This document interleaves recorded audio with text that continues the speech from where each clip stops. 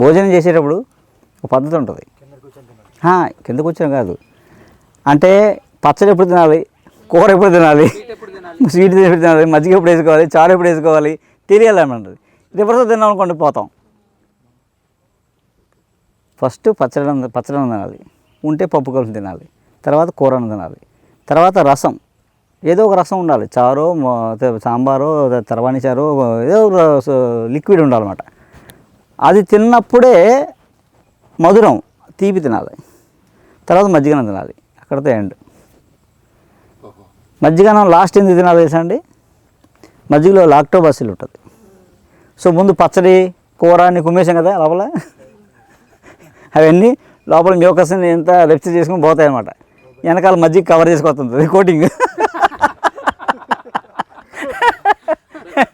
ఇప్పుడు పరిస్థితి ఏంటంటే, మనం బంది భోజనానికి వెళ్ళి పార్టీలకు వెళ్ళామనుకోండి, ఇంట్లో కూడా అదే పరిస్థితి. ప్లేట్లు పెట్టుకుంటాం, అన్నీ పెట్టేస్తాం, అన్నీ కలిసిపోతాయి, అన్నీ కలిసి చేస్తాం. మధురం మధ్యలో తినాలి. మధురం అంటే తీపి అనమాట, కమ్మదనం. మజ్జిగ కన్నా ముందు తినమాట. లాస్ట్లో ఐస్ క్రీమ్ తింటాం, ముందేమో ఫ్రూట్ జ్యూస్ తాగుతాం. ఇంకేమవుతుంది, క్యాన్సర్ రాకపోతే. ఉడకంది కలిపి తినకూడదు, తింటే పోతాం. పెరుగు పగల సాయంత్రం మజ్జిగ సార్ తినాలి, మధ్యాహ్నం సాయంత్రం మజ్జిగ. పెరుగు నైట్ పెరుగు తినకూడదు, కఫం చేస్తాను చెప్తాను. చెప్పండి సార్. గృహస్థుల్లో ఫ్రిడ్జ్ని ఆర్ఓని బయటికి పంపించడానికి ఏం చెప్తే కన్విన్స్ చేయాలి, ఏం చెప్పి కన్విన్స్ చేయాలి యాక్చువల్గా తెలిసినా కూడా? ఇప్పుడు మిమ్మల్ని నన్ను తగిలేస్తారు, ఈ పొరపాటున ఈ టాపిక్ ఎత్తుకున్నామంటే. ఇంతకుముందు ఫ్రిడ్జ్ ఎంత ఉండదండి. మా ఊరు ట్రైబ్స్ సర్ది పెట్టనేవారు అండి. ఇంత ఫ్రిడ్జ్ ఉండేది, ఇప్పుడు ఇంత అయింది. ఇప్పుడు గదే అయిపోయింది. పసుపులు ఉప్పులు కారాలు ఫ్రిడ్జ్లో పెట్టమని చెప్పాడు బాబు. మళ్ళీ ఫ్రిడ్జ్ టూర్ అంట, ఏదో హోమ్ టూర్, ఫ్రిడ్జ్ టూర్ అంట. దరిద్రం కాకపోతే ఎక్కడికి పోతున్నాం మనం సంక్రాంతికి పోవడానికి? పురుగులు వస్తున్నాయా? పైత్యం పరాకాష్ఠకి వెళ్ళిపోతే ఇలాగా ఉంటుంది. మరి అలా కదా చెప్పేదేనండి.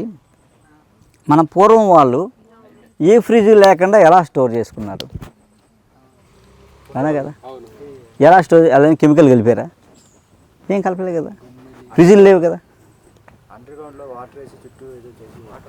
అలా కాదు, కూరగాయలు పక్కన పెడితే కూరగాయలు ఇప్పుడు కోసుకునే పెరట్లో ఉండి కూరగాయలు ఏమి మన ఫ్రిడ్జ్ అక్కర్లేదు. ఏ రోజుకి ఆ రోజు ఎలా కోసుకున్నారు, అలా వండుకున్నారు. ఆ పప్పులు ఉప్పులు అన్నీ కూడా వచ్చిన కాలంలో శుభ్రంగా శుద్ధి చేసి చక్కగా నెయ్యి కానీ పసుపు ఇలాంటి మిరియం పొడి రాసి దాచుకునేవారు.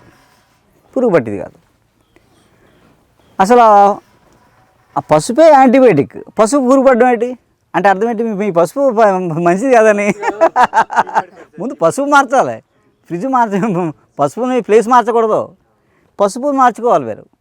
పసుపు కెమికల్, కారం కెమికల్. కారానికి పురుగు పడుతున్నాను బాబు ఇప్పుడు. అసలు కారానికి పురుగు పడ్డం ఏంటి? మిరపకాయ కారానికి పురుగు పడ్డం ఎక్కడైనా విన్నావా? అంటే ఏంటి చూడు, డస్ట్. ఈ రంభ పొట్లు అవి కలిపేస్తారు, అందులో కలిపేసి రంగేసి అమ్మేస్తున్నారు. డస్ట్ అంతా, కాబట్టి పురుగు పడుతుంది.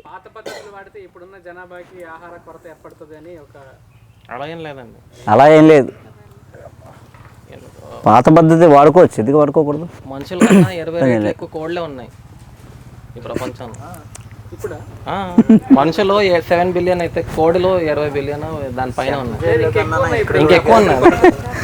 చెక్ చేయండి, వాళ్ళని తినిపించి అంతే అలా అయిపోయింది. దగ్గర చదివాను సార్, స్వాతంత్రం వచ్చిన టైంలో అంటే చుట్టుపక్కల ప్రాంతంలో ఆవులు మన భారతదేశంలో 75 కోట్లు ఉంటే మనుషులు 30 కోట్లే ఉన్నారు. అది వాస్తవం. ఓకే. నా పేరు నానాజీ, కత్తిపల్లి మండలం లంకలవ. యాక్చువల్గా ఏంటంటే చాలామంది వైద్యం నేర్చుకుందాం ఉంటారు, కానీ నేర్పి వాళ్ళు ఉంటారు.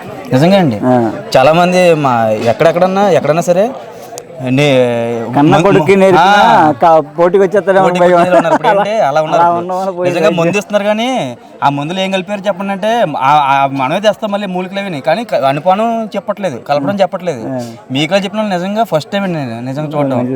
నేను మీ దగ్గర నేర్చుకుని మా ఊర్లో చాలా మందికి ఇస్తున్నాను మందు. క్యాంప్ ఎలా ఉంది ఇప్పుడు? క్యాంప్ వండర్ఫుల్ అండి.